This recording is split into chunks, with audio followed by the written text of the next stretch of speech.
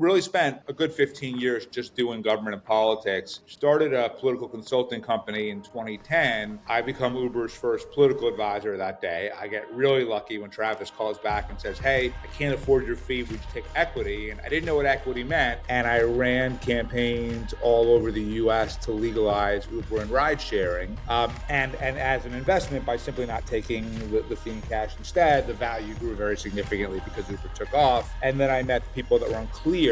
It is a biometric identification system used at US airports that took equity to help them get into airports. That too worked out pretty well. Today we had Bradley Tusk on the pod. Bradley Tusk is a venture capitalist, political strategist, philanthropist, and writer. He's the co-founder of Tusk Ventures, the world's first venture capital fund that invests solely in early-stage startups in highly regulated industry. TVP has raised 3 funds so far and proved its model by investing in major winners like FanDuel, Lemonade, Coinbase, Row, and more. During our conversation, we covered how he got into angel investing and what led him to start Tusk Ventures, portfolio construction across 3 funds of TVP, how he helped companies like Uber, Clear, FanDuel, Coinbase navigate through regulations, his advice to companies on how to navigate through regulations, the hardest thing for him about building TVP, the biggest lessons he learned while building TVP, his thoughts on regulations around AI and TikTok. We also covered about his books, Obvious in Hindsight and Fixer. Who is he outside of work? Now I bring you Bradley. Bradley, so good to have you on the pod. Yeah, sure. But thanks for having me back, man. I'm thrilled to be here. I'm super excited to really unpack your journey of building Tusk Venture and your recent book. Maybe a good starting point could be what led you into angel investing, and what was that moment where it convinced you that you wanted to do a venture capital fund, and what was the founding story? Sure. So I have probably an unusual path, which is I kind of fell into tech and even investing by accident. I had spent the first chunk of my career in politics and government in the US. So I had been Mike Bloomberg's campaign manager, if you remember him, when he was mayor of New York. I was the deputy governor of the state of Illinois.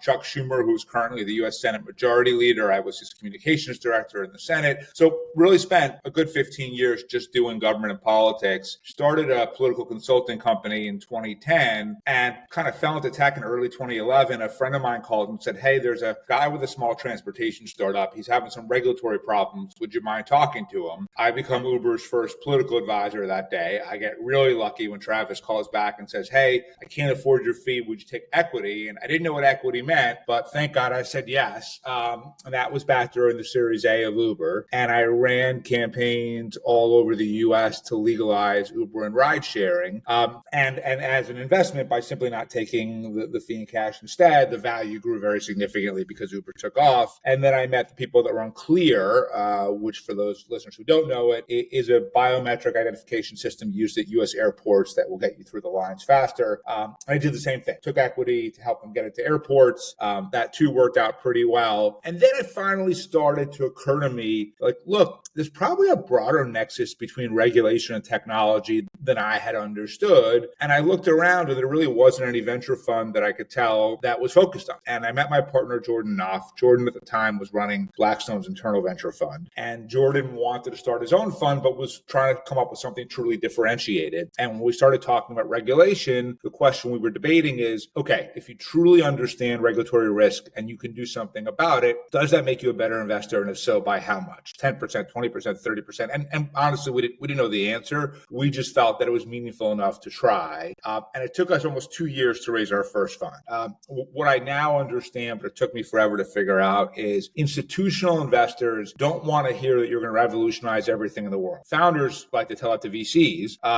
but it's not what institutional investors want to hear. What they want to hear is you are exactly like what they already know with this tiny twist that makes them feel like they're doing something different when they're really sort of staying in their comfort zone. And it took me a long time to figure that out.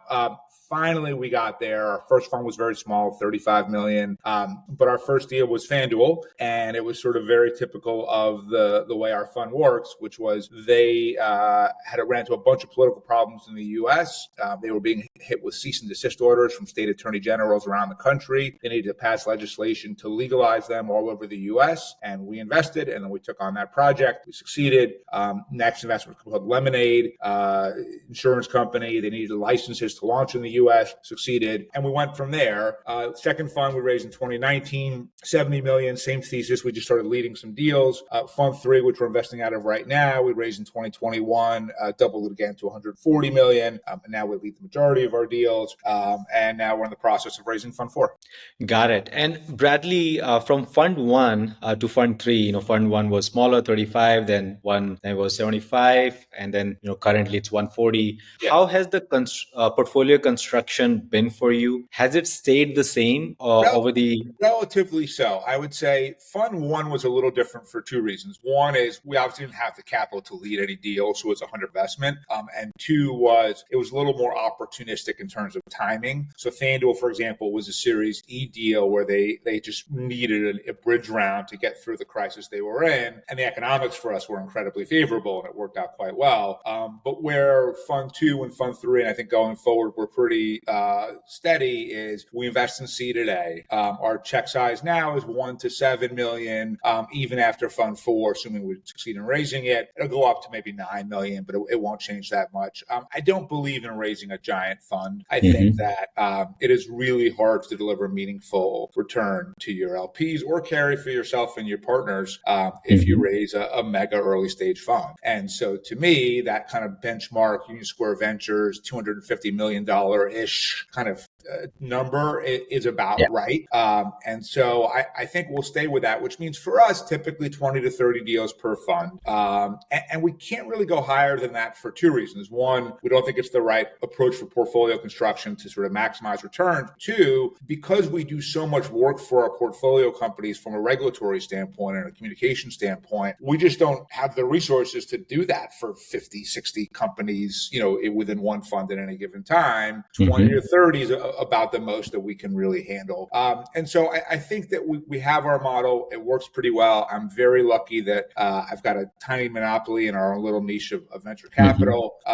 And so, the plan is to just continue this way. Got it. And Bradley, you as you said, initially you helped Uber and later on FanDuel, Coinbase and Row and few others. Maybe you can paint a picture in a real example, what it takes. How do you guys come in and help these companies? Sure. And at a high level, maybe you can, kind of like give advice to companies globally. Even in India, there are companies that are going or facing regulations. How to think about it in order to, go through or navigate through the regulations? Yeah, sure. So two things. So I'll use Row as the example here. So Zach Gaetano, who's the founder and CEO of Row, had an insight that seems very obvious now, but wasn't at the time, which was if a man has to go meet with a doctor and ask for Viagra, a certain number will do. If he can do it over video conferencing, more will do it. If you can do it over asynchronous text and never physically have to interact with a doctor directly, exponentially more will do it.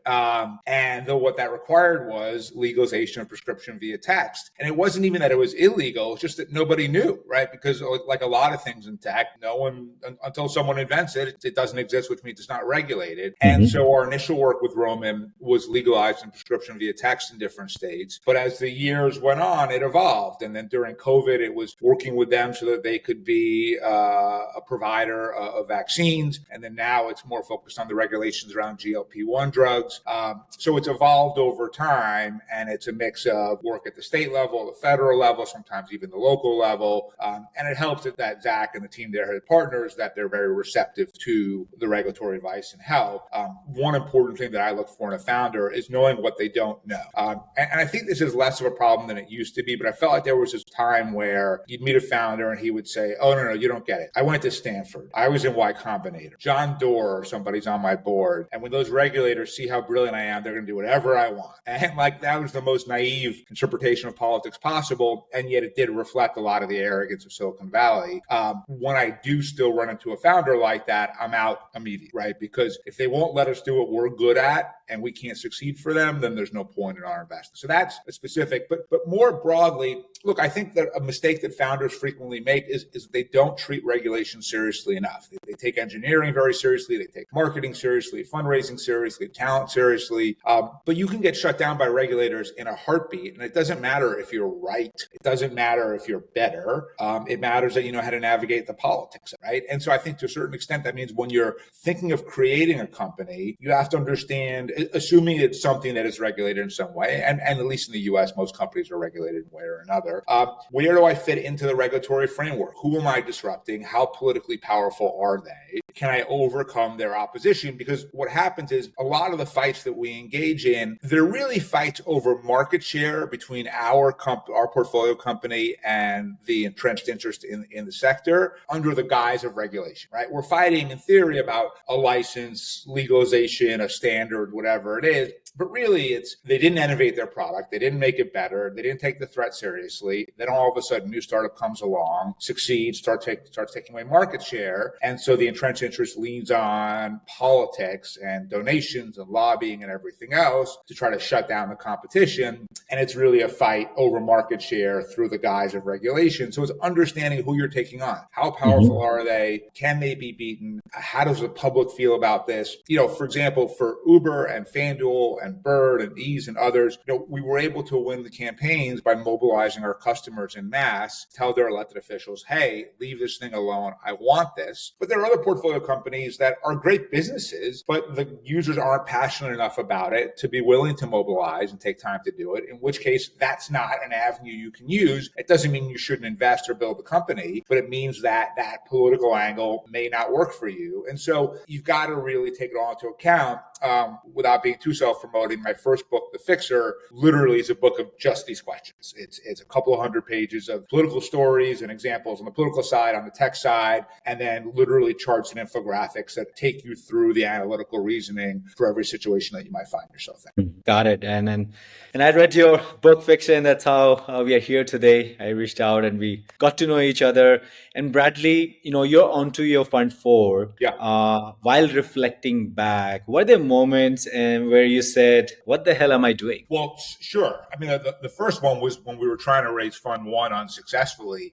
We must have heard no from as many as 200 LPs, right? A lot of them were individuals, some were institutional. And it was incredibly discouraging. And there were definitely moments where Jordan and I talked about, like, should we just see the writing on the wall and not try to do this? And thank God we persisted a little more. I think because we believed that we had a truly differentiated concept and we had the ability to really execute on it, that it was worth pushing. So that was certainly a time to do it. And then, there are other points along the way. Now, look, Jordan is a career venture capitalist, but, I'm a career political strategist, or political hack, depending how you want to term it. And so there are times where I'm sitting there and I'm negotiating a term sheet or figuring something out. And I'm like, how did I get here? And look, at this point, I think I've learned it reasonably well. And of course, I've got Jordan and the entire team to work with. But yeah, it was, for the same reason that I think we provide a useful service within the world of venture capital, for the same reason we see a lot of deal flow and typically win deals that we want to do, is the same reason why we're just odd to begin with. And whether it comes to fundraising or just sometimes asking yourself, like, how did I get here? Those moments definitely happen. Got it.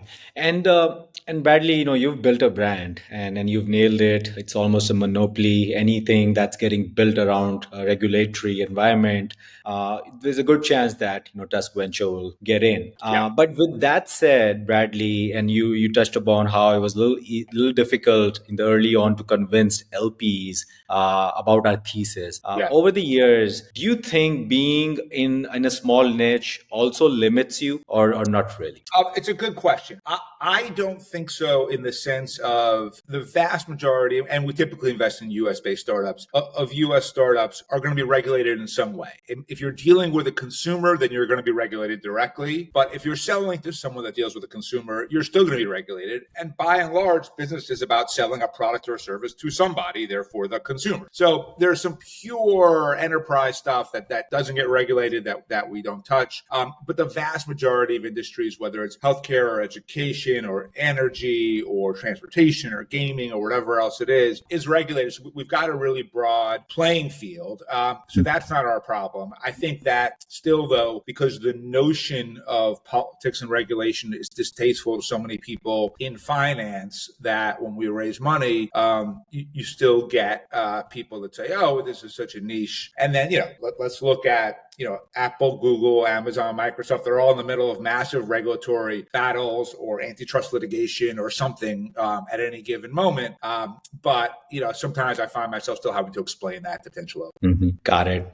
Yeah. So Bradley, as I said, while you were fundraising for the first fund, it was hard. Over the years, now you'll soon will be on your fourth fund. What were the mistakes you were making initially, and what changes you made that helped you close your second, third fund? Yeah. I mean, I think the first one was the way that, like I said, I was positioning us two LPs in that I like doing stuff when it's really new and innovative and different. And that's what gets me excited. And so that's how I was explaining the fund, because quite frankly, if it was just like, hey, start a regular venture fund, I wouldn't have done it. It wouldn't have been interesting to me to do. And that enthusiasm needed to be tempered in many ways. And so that was the first mistake that I learned from. The second mistake, I don't think we made the mistake, but we just had to learn the discipline of really not being signal investors in any way. Like, it doesn't matter who was in the previous round or who else is interested. The best funds still fail most of the time.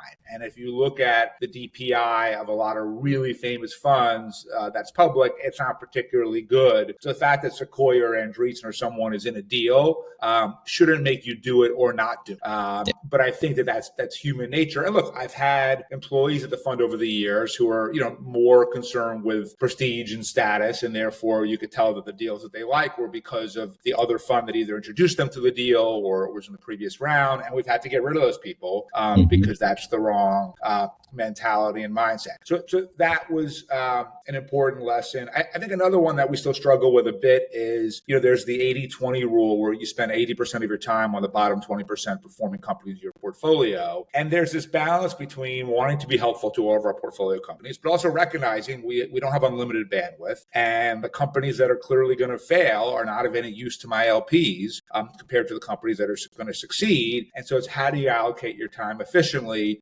both from a platform standpoint on regulation and communications, but also as board member and everything else, so that, our financial incentives and our efforts are fully. Got it. And Bradley, for you, what's been the hardest part about building a venture fund? I think it for me has been a few things. One is it's a slow process. It's funny. It can be a very fast-paced business when you're closing a deal or when something big is happening at the portfolio company. But overall, if you're investing at Series A, you're looking at probably on average at least 7 years till you see an exit. In politics, political campaign at its longest is maybe 18 months, can be as little as 6 months. And so it's a much longer stretch. And I think it's taken me a while to get used to that. So that's the first one.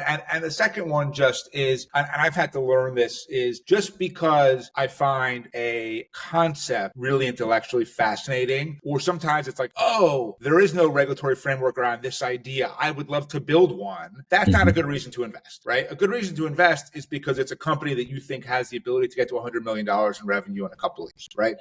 Along with some other facts. And the fact that it's just like literally yesterday, Jordan and I were on a call. We were in two different places, and I texted him during the call and I said, listen, you find this fascinating, I find this fascinating. That's great. Maybe that means we should do the deal, or maybe we should certainly do some diligence, but we got to be careful not to do the deal simply because we both find it fascinating. Oftentimes we're a good check on each other. So when I see us both falling for a concept, either that's fantastic because it's the right company and we should invest, or it's dangerous. And so I still try to be very mindful. Got it. And Bradley, moving on to onto your book that you recently launched. Congrats on that. Thank you. Obvious in hindsight. What led you to write the book? What's the thesis? Who should read it, and why one should read it? Sure. So I've always loved to write, and as I mentioned, in 2018, I wrote a book called The Fixer, sort of about how to deal with politics inside of tech, and it did okay. And have you ever heard of a filmmaker named Steven Soderbergh? He made movies like Ocean's 11, Traffic, Aaron Brockovich, a bunch of things like that. I was helping him on a completely independent project that had nothing to do with entertainment at all. It was a regulatory issue around an alcohol company that he had bought. And I gave him a copy of The Fixer. He read it and said, we should make this a fictionalized TV show. Great. So I started thinking about what would be a fun premise for it. And clearly it was, running a campaign to do something, because that had, A, it's what we do, and B, it has all of the drama of, opposition and different sides and rivals and,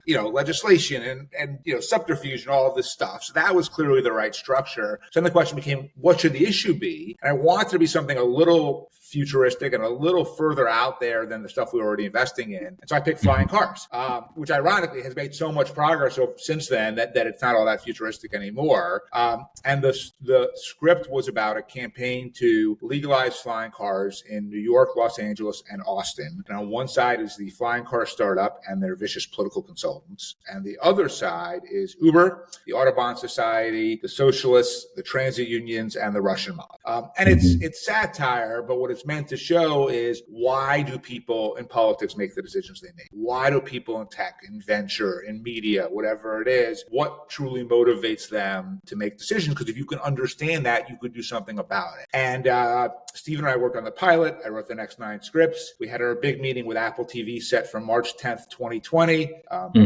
remember something called COVID got in the way, didn't happen. And kind of later on, I said, you know what? I like those characters. I like this concept. Maybe I could make it a novel. And so I spent a couple of years turning it into a novel. And it came out a couple of weeks ago in November of 2023. And yeah, so far so good. It's for better or worse, the only tech regulatory novel out there, the first, possibly the last. But people seem to like it. It's a funny book. It gives some good insight. So who should read it? Certainly people in tech, people in venture, especially if you want to understand how regulation truly works. People are interested in politics, or just if you want to read a funny book, it's good for a few laughs. Got it. I love it. Very interesting. I think you wrote a blog where you, on your 50th birthday, and you covered one of the points which can relate to how it all played out for you, which is some things will work out for you, some doesn't. You just have to figure it out. With you, COVID happened, then okay, let's write a novel book instead of doing a show. And Bradley, what are your thoughts on, I would say it's probably the biggest regulatory issue globally, which is AI? Yeah, look, a few things. So one is thoughts on investing in AI and thoughts on regulating AI, which aren't exactly the same thing. So in terms of investing in AI, our view is it is a useful tool for lots and lots of potential companies, but unless you're generative AI investors, it's not really a category in and of itself. So you see all of these funds now announcing like, we're focused on AI. And to me, that just means it's like the same shit you saw with cryptocurrency and Web3 and the creator economy. And it's just like, people chasing fads and gimmicks. And I'm not saying that AI is a fad or a gimmick, but to me, it is a useful tool to help a company with a specific product or service do that job better. So I'll give you a couple of examples from my portfolio. Elaborate Health is a company that takes these very complicated reports that get produced from the labs when you get blood work done and turns them into plain English or Hindi or whatever it is that lets patients understand. Because right now you get this thing from your doctor and you're Googling like glucose 0.79. Is that good or bad? Right? You have no idea. I've done that. Right. And it's hard for the patient, but it's also a pain for the doctor because the patient is calling saying, what does this mean? And instead of treating patients, the doctor is explaining things. And so Elaborate uses AI to produce very easy to understand reports from the blood work for patients. That to me, it's a healthcare company. It's not an AI company, but they use AI really well. Or the Contract Network is a company that if you're writing a contract of any kind, it automatically populates all of the relevant terms, the market comps, the industry standards, everything you might want to know. So rather than having to hire a law firm to do something for you, you can probably do the vast majority of it on your own. And then as more and more people use it, the large language model gets smarter and smarter, and it kind of has better and better information. But it's a legal tech company. It's not an AI company, right? Again, they're using AI, but that's not what they are. And so from an investing standpoint, we certainly do invest in AI, but only because it helps an underlying thesis that we believe in a sector that we think is investable, not because the words AI are somewhere in the pitch deck, right? That's number one. Then in terms of regulating it, so the EU last week came out with a really landmark rule around how to start regulating AI. And it's controversial, but I think they got it generally right in the sense of we're still so early on in AI that it's hard to be prescriptive in regulating, saying this is okay, this is not okay, because it's all first still getting created. So what they did instead was create risk categories and say, these are the types of functions, whether it's surveillance or cognitive behavioral manipulation or whatever it is that we need to be really worried about. And therefore we will have these kinds of standards. And there are other things that really are not a big deal at all. And we're not going to worry about them that much. And it's regulating it more at the foundational level, which means sort of the large language models, as opposed to necessarily the application that's then using the LLM for whatever it is they serve. I think that's a good approach. The fact that both tech companies and various consumer and civil society groups were upset, to me, is a good sign. If everyone's upset, that means you probably struck a decent balance. And look, the EU has been vastly more proactive than the US when it comes to tech regulation. Yeah. And do they get all of it right? No, but I think in the US, our failure to regulate social media has led to true health epidemics in our country, right? Massive increases in things like teenage suicide. And so I am hopeful that the US will take the work that Europe has done, and there may be parts of it that make less sense for our society. But by and large, we follow their lead. And what's your take on TikTok? I would ban it if I were a U.S. politician. It seems to me that when there was all this talk a couple of years ago about banning TikTok in the U.S., the notion was, why would we want to have a device or something that's on a device in everyone's pocket where the Chinese government can directly manipulate the algorithms to show whatever political point of view they want? And that's exactly what's happening with the war in Israel, right? And that TikTok is wildly promoting Hamas and wildly promoting terrorists and wildly spouting anti-Semitism. And that is having a heavy influence on a lot of young Americans. And it is leading to lots of unrest and discontent in our society. And we have literally let the Chinese do this. And so if I were king, I would ban TikTok immediately from every U.S. device. India ended up banning TikTok almost a year or more back. And Bradley, with this, we'll transition into our final part. My co-pilot in the back, Alfonso, he'll get in and he'll try to get to know you outside of work. So you have a lot of things going on, Bradley. You have a fund, you have philanthropy, you have a bunch of things around, eliminating hunger, around voting through mobile. Now you have a bookstore, you're writing books. What's your typical day like? It's a mix. I mean, the vast majority of my time is spent running, right? That's my day job. But what I found is, you mentioned this earlier in the podcast, I had to build a brand, right? For two reasons. One is the market of regulation and tech didn't exist until Jordan and I kind of created it, right? So the good news is we don't have a lot of competition from other funds, but the bad news is the competition is just knowledge that we exist, right? And if people didn't know that our fund existed, then no one's coming to us to raise money from us. And so a huge amount of my time has been spent being out there in public, on podcasts like yours, talking about tech, talking about politics, talking about regulation, talking about the world. And that comes through a lot of different activities, right? So I host a podcast called Firewall that's about tech and politics. I've written a couple of books now. We talked about The Fixer and Obvious in Hindsight. Got another book called Vote With Your Phone that's coming out next September. I write columns for U.S. tech publications and U.S. political publications. I teach at Columbia Business School. I'm on CNBC usually once a week or so. I give speeches. So all of that to me is really important in being able to build both the brand of what we do. And then second is by being out there so much, I'd be able to speak hopefully intelligently about tech and regulation. What I've noticed is when we meet with founders, we never have to prove out the notion that we can solve them, right? Oftentimes I will conclude that we can't solve a problem and therefore we don't invest. But if we believe that we can, I've yet to have a founder say, well, prove it to me, or, explain your political analysis in great detail. I think that's because we have gotten so much validation from all of the media and all of the activity that we have, that really leads to a lot of it. And so a lot of my other activities, while there are things that I enjoy and think are worthwhile for society, whether it's, mobile voting or the hunger or whatever else, what it also does is it just creates this flywheel of constant things to talk about, attention, excitement, ideas. And in terms of deal flow and even fundraising, that's probably the most powerful thing I can do for our fund. Yeah, makes sense. And then Bradley, what are you obsessed about outside of work? Looks like everything is Yeah, a almost. bunch of things. So I've got 2 teenage kids, so just managing them and keeping them safe is hard enough in New York City. Baseball, I am cursed with being a New York Mets fan. The Mets are one of the worst franchises in the history of the sport. We lose even when we're supposed to win, and yet I get sucked back in every single season. I read a ton. In fact, I just released, if you go to bradleytusk.com if you want to see it, a list of my favorite books from 2023. But I probably read 60 to 80 books a year.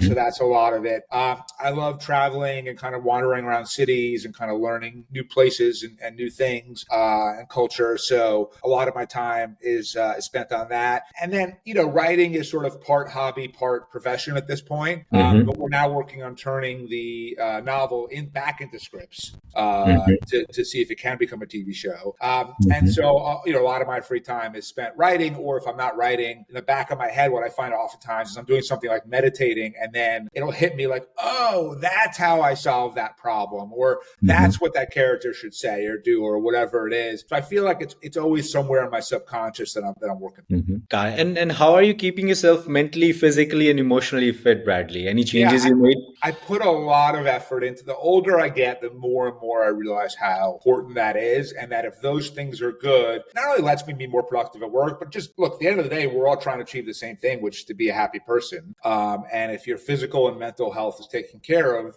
look, you're still going to struggle because you're a human being, and every human being struggles. But your ability to deal with the challenges of life are a lot better. And so, look, I exercise. The goal is 6 times a week. Sometimes it's 4 or 5, but I try to do 6, mix of weights and cardio. I try to eat as healthy as possible. It doesn't mean that I won't enjoy something sometimes that I shouldn't, but I try to do that. I meditate every day. I have therapy every week. I really try to sort of take care of both my physical and mental health. Sleep is the next thing that I've really been working on. I've never been a great sleeper, and I'm now trying to learn to really get 7 hours a night and have the right sleep habits and hygiene to allow me to do it. But the older I get, the more important it is. And I don't think it's that it's more important because I am older. I think it just took me too long to realize it. So you had mentioned a blog post that I wrote on Medium, and you can find it on Medium or on bradleytusk.com about turning 50.